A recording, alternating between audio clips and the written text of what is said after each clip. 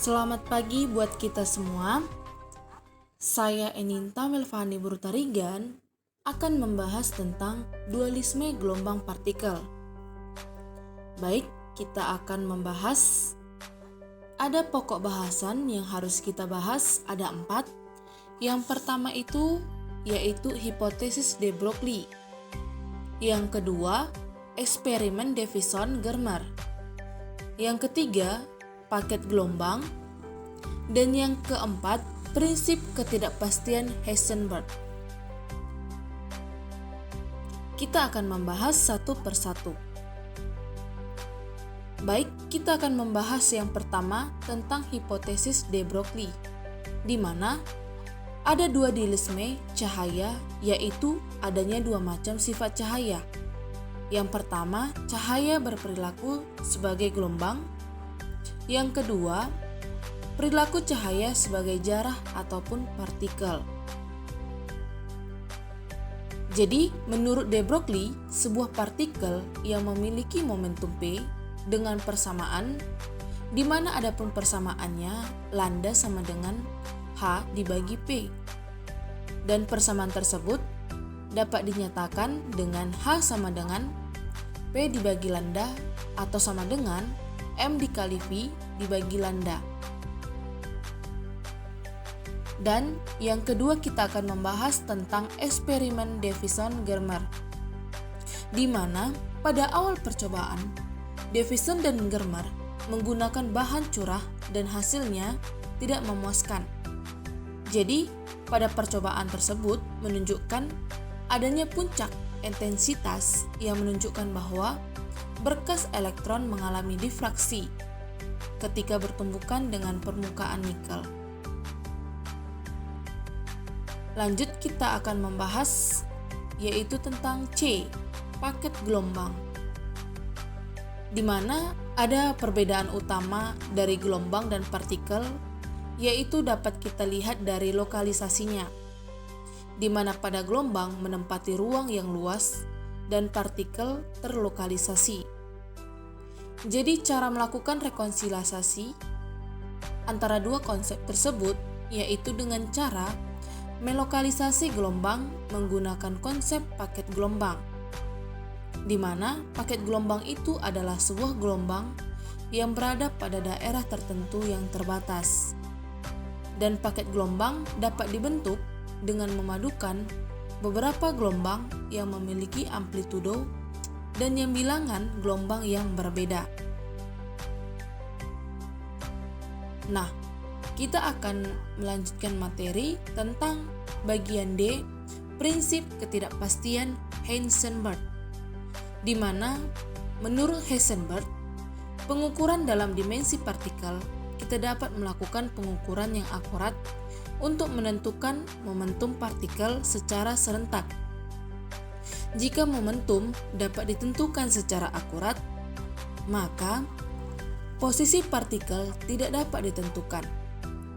Dan jika partikel dapat ditentukan secara akurat, maka momentumnya dapat ditentukan.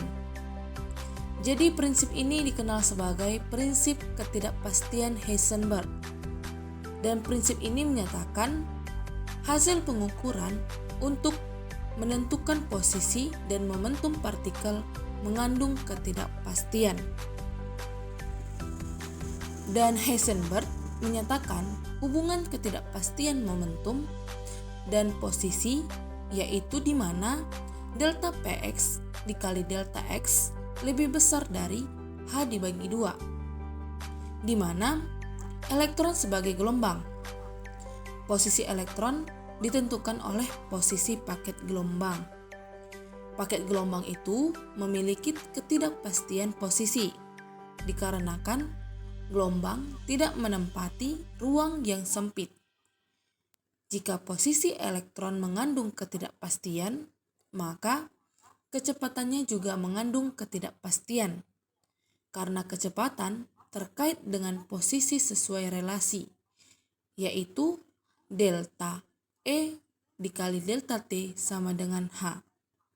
Sekianlah dari pembahasan saya mengenai dualisme gelombang partikel. Semoga teman-teman dapat mengerti. apa yang sudah saya menjelaskan. Jika ada salah kata dari saya minta maaf. Sekian dan terima kasih.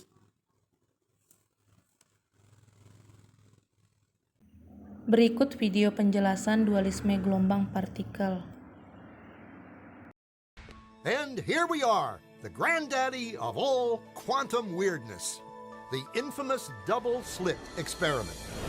To understand this experiment, we first need to see how particles, or little balls of matter, act. If we randomly shoot a small object, say a marble, at the screen, we see a pattern on the back wall where they went through the slit and hit. Now, if we add a second slit, we would expect to see a second band duplicated to the right. Now, let's look at waves. The waves hit the slit and radiate out, striking the back wall with the most intensity directly in line with the slit. The line of brightness on the back screen shows that intensity. This is similar to the line the marbles make.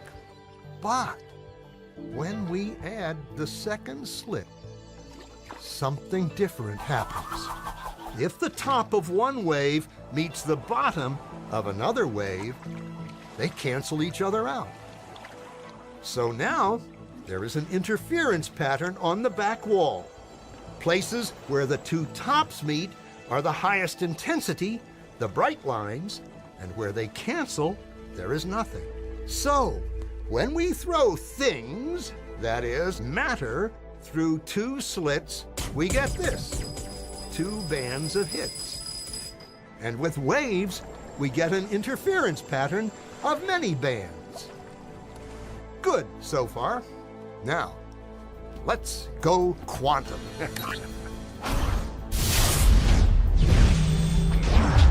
An electron is a tiny, tiny bit of matter, like a tiny marble. Let's fire a stream through one slit. It behaves just like the marble, a single band. So, if we shoot these tiny bits through two slits, we should get, like the marbles, two bands. What? An interference pattern. We fired electrons, tiny bits of matter through. But we get a pattern like waves, not like little marbles. How? How could pieces of matter create an interference pattern like a wave? It doesn't make sense. But physicists are clever. They thought, maybe those little balls are bouncing off each other and creating that pattern. So, they decide to shoot electrons through one at a time. There is no way they could interfere with each other. But after an hour of this, the same interference pattern is seen to emerge. The conclusion is inescapable. The single electron leaves as a particle, becomes a wave of potentials, goes through both slits, and interferes with itself to hit the wall like a particle. But mathematically, it's even stranger. It goes through both slits, and it goes through neither. And it goes through just one, and it goes through just the other. All of these possibilities are in superposition with each other. But physicists were completely baffled by this. So they decided to peek and see which slit it actually goes through. They put a measuring device by one slit to see which one it went through and let it fly. But the quantum world is far more mysterious than they could have imagined. When they observed, the electron went back to behaving like a little marble. It produced a pattern of two bands, not an interference pattern of many. The very act of measuring or observing which slit it went through meant it only went through one, not both. The electron decided to act differently, as though it was aware it was being watched. And it was here that physicists stepped forever into the strange, never world of quantum events. What is matter? Marbles or waves? And waves of what? And what does an observer have to do with any of this? The observer collapsed the wave function simply